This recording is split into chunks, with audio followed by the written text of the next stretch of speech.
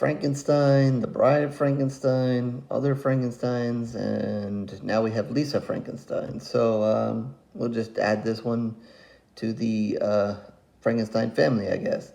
Um, so what is this one about? Let's see what IMDb has to say. A coming of rage love story about a teenager and her crush, who happens to be a corpse.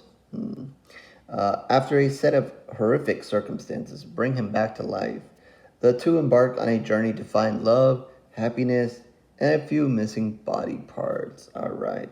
So yeah, Lisa Frankenstein, new film, was in theaters. Didn't get to see it in theaters, but it is now available online. So it is a new one. So we'll try to keep this fairly spoiler free for those who have not seen it. I'm not gonna say there's huge twists and turns here. Maybe a little small wrinkle here and there. Nothing huge to give away, but with that, I'll still try to keep this without major spoiling it too much. Yeah, in this kind of era of remakes and reboots and all that. But this is kind of just a retelling and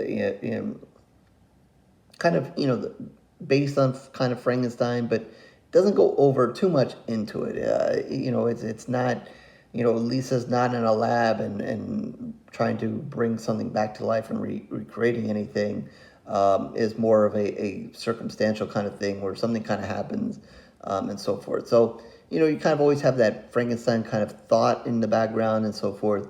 But it's not huge. It's not like they're trying to remake Frankenstein or do that. We've seen other movies where a person is bringing back somebody to life. And when you kind of go that route, you kind of think of Frankenstein. So it's not really all about that. It is as they say, a coming of rage love story. It's coming of age a little bit, and that's kind of telling. It is also set in 1989, so you kind of go back a little bit and kind of another one of these 80s-ish kind of movies. So if you kind of like movies that kind of go back to that period, because we all like 80s horror and so forth, that might kind of also work for you. But yeah, it doesn't, it is Lisa Frankenstein, but to me, it didn't dive so far into that. So, that's good to see. We don't need a reboot and rehash of Frankenstein or whatever. No offense, we love Frankenstein and all that, but we've seen it. Let's keep to something kind of a fresher idea, kind of like this. I would say that this one kind of came out of nowhere for me. Once they started advertising it, I wasn't too sure about it and really, didn't have too much of an interest of putting this on my radar. But then I saw that it got a good response. And, when I was started, when the poster first came out and then the teasers and the trailers, when I would share them at Promote Horror, I saw that they generally got a good reception. So I'm like, okay, well, people seem to be excited about this one. I'm not really sure where it's coming from or whatever, but, there seems to be an audience for it, and some people are excited about it. So, when I get a chance, I'm going to have to see this, just see what, everybody's all excited about, and to see, if it is truly worth seeing. So, yeah, it's probably would have not have been my typical film and not one that I would have probably, jumped to see. But, once it became available and I saw, lots of people had wanted to see it, it's fine. I saw, somebody remarked about, how much it made in theaters and so forth and its budget and maybe some people expect more. I know that, they marketed the hell out of it in New York. I happened to be up there recently and it was everywhere when I was up there. So, I guess they spent at least some money on trying to get people out to see it. But, that's regardless. We can have a whole discussion on going to the theater, not going to the theater, whatever. As far as the story, like I said, young girl, obviously troubled, obviously, kind of in her more gothic stage. She's not going to talk a lot, kind of wants to be on her own. You kind of see that when she's kind of hanging out in this small graveyard in this area near where she lives. It's a small graveyard. I forgot the explanation to what was going on in this graveyard, why it's kind of out in the middle of nowhere. Um, but it's there, and she's kind of hanging out there. And she has one particular tombstone which she spends a lot of time by, and that, of course, is her crush, or whatever you want to call it, the Frankenstein and so forth. Um, and that's kind of where she spends her time. And you know she's now, her real mother has passed away in a tragic event, and you'll learn a little bit about that. And now her father has moved in with another woman, and it's her stepmother, who has a daughter for in the same school, same age group as her. So, and it's basically the opposite. While she's dark, Lisa's dark and gothic and so forth. This one is cheery, on the cheerleader. Tries to be popular in school and so forth. Not too overblown. Not too out there, and not.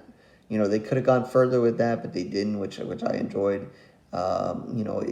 She wasn't totally out there as far as that, but she's definitely opposite of Lisa. So obviously, the stepmom doesn't like Lisa. They don't get along. They have issues and so forth. So that's a theme that's going on here. And one night the two sisters, half sisters, whatever, they go to a party, and this is really early on in the film. Lisa, somebody puts something in her drink, and she gets a little bit of a buzz going on there. And certain things are going to happen here that they'll kind of come back to. A couple of things they'll come back to later on. You find out there is an actual regular guy that she does like, and has a crush on. And that's kind of where she's trying to get to. But long and behold, on this same kind of night where these bizarre things are happening to her, there's also a storm, and a storm that hits as a lightning that hits in the graveyard, and so happens to hit the one tombstone of the guy who she hangs out with all the time there. And before she knows it, he is in her house, kind of almost mummy-like at the beginning, and can't really say anything, and scares the hell out of her. And at first, she does what we'd all do, is just, hey, there's an intruder, and kind of attacks back and wants to get rid of him. But soon enough, almost kind of adopts him, and he becomes the person living in her closet, literally. And then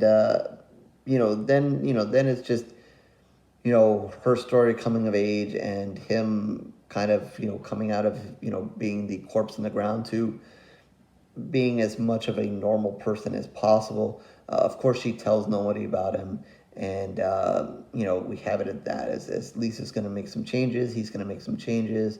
Part of the love story here is she spent a lot of time at the grave, and he's somehow in some way knowledgeable of that, even though he's been dead. So he kind of already likes her, and that's kind of, I guess, how he was drawn to her house and so forth. But again, like I said, she has her eyes on somebody else, so there's a little bit of that going on. As far as the Frankenstein-ness of it, I don't want to get too far into that, because I think that's a little bit of a spoiler, because that's a little bit of a fun part of the movie. So I'll leave that for you guys to see. But the little bit more of the Frankenstein kind of stuff does kind of happen. Like I said, it didn't go full tilt into it, and like I said, she wasn't in the lab creating him, but he is going to need some fixing and so forth. And I thought they did a pretty cool job of kind of giving you things here and there. Like I said, this party at the beginning, then they're going to give you a little bit part of her and her background and so forth. And these things are going to add up through the movie and have some meaning later on. So I thought they did a good job of kind of putting those pieces out there. And, once you kind of see what's going on, you kind of look back and be like, okay, they planted those seeds, and now they're happening. So they did a good job with that. And so it's going to be a little bit of a fun time with the kind of little bit of Frankenstein-ness that they do throw in there, as far as getting him into shape. And like I said, going from this corpse in the ground to as much of a regular person as possible. And then they're going to take it another level at the end of the film. And that's probably a big spoiler. I'm not going to go there. But they did go there. And something I've never seen another Frankenstein kind of thing, and kind of when you maybe take it to another genre, maybe they've kind of did a Frankenstein on that. I don't know, but as far as a Frankenstein in front of us, regular horror fans, they actually go there, and is an interesting thing. And kind of funny once you kind of notice that is going to happen. You're like, oh, they're going to go here and they're going to do this, and you're like, okay. So for that alone, if you're curious what I'm talking about, you're just gonna see. I'm not gonna give it away. You'll have to see what they've done. But they do have fun within the movie. It's not. I'm not gonna say they tilted in a huge comedy. What do they? Yeah, comedy, horror, and romance. Yeah. So I'm gonna say I don't think they take it too far in any of the directions. Obviously, a romance is a big theme here because she likes a guy, but also the two of them, are kind of being brought together in obviously a strange way. Um, but the comedy is there. I don't think it's not necessarily drop dead comedy, but it's good enough and it's sprinkled in a nice way. Not I don't think they overdo it anywhere. Um, is this, for hardcore horror fans? You want a lot of blood and guts and so forth? Probably not. Obviously, horror has a big background here with the Frankenstein and everything and what's happening here with the corpse coming back alive. But I nothing too extreme, except for maybe, putting him back together in what they do there. And I guess kind of direction that their lives go. It is kind of funny. So it is a good mix of kind of everything. So I'm gonna say that this film probably definitely does have a place for a certain audience of horror fans. I can kind of picture that. I can kind of picture this being a maybe a cult film. Sometimes you don't see maybe movies that hit the theaters becoming maybe a cult film, but I can see this as one that fans might turn to somewhere down the road, and kind of be, like I said, a certain audience that kind of might gravitate towards this one. And it might be the same audience that I kind of saw got excited for this when they were showing the trailers and the posters and so forth. So I'm going to say it is probably not for everybody. I didn't think it was a horrible job. I thought the girl who played Lisa did a pretty good job. What is it? Kathryn and Dune. She did a good job. Most of the people in the movie did a good job. I not over blown away by anything, but I think they fit their roles good, and nothing was overdone, and so forth, and everything kind of played out. Like I said, I like the way they kind of planted a few seeds and then went back to that, and kind of added things up. So kind of pay attention. I know at the beginning, you might just kind of see a girl there that's just kind of going through the things, and you're like, okay, whatever. But pay attention to maybe some of the little stuff, because some of that stuff may play a role on the back half of the film or as things go. So I did enjoy that. So again, this one is going to be hit or miss. Some people are going to like it. Some horror fans, it's not going to be for you. Not something I would typically like, but I did, at the end of the day, I did enjoy it enough. I had, very little expectations because I really didn't know what to expect. And really didn't, have, many thoughts of watching it. But at the end, I enjoyed it more than I thought I was going to. So I think I'm going to give it 3.5 pools of blood. Like I said, for a certain audience, and then maybe for those that are outside of the audience, because I don't think that I'm necessarily the audience that's typically going to like this film. But I liked it. I liked what they did. I liked, like I said, they go in a very interesting direction later on in the film, and they actually went there. So that was interesting enough. that they did that, and I applaud them for going there. Obviously, they probably could have gone even a little bit further, but then then they probably would have gone outside of this audience. So good for them for doing that.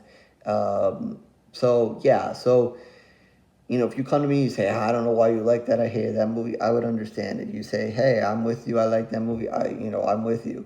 This is not one that I'm going to overly push and say that everybody's going to like. But for me, it did better than I thought. That's why I give it 3.5 pools of blood. I didn't hate it. I liked the direction that they went, and how they kind of gave you a little bit, and then kind of give you an explanation to why they gave you those things later on. So 3.5 pools of blood out of 5 for this one. horrorsquarereviews.blogspot.com is where you can find all of my reviews, written and video. Of course, mostly video of late and for a long time now. So feel free to like and subscribe and do all those things that everybody wants you to do. But if not, no worries. No pressure from me. I appreciate the support, or any time you spend here on the channel, whether it's here with the reviews or in the short section or whatever. Just fast forwarding to seeing the pools of blood and moving on. It is all fine. It is all good. Twitter, Facebook information down below as well, where you can find me there.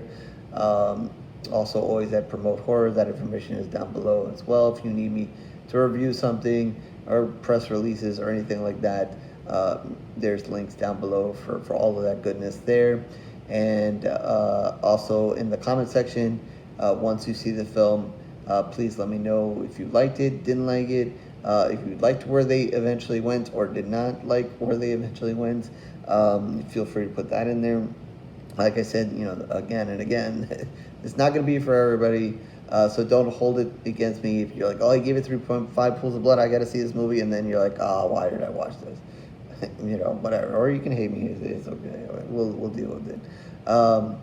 So with that, yeah, I guess I will catch you on the next review, horror fans.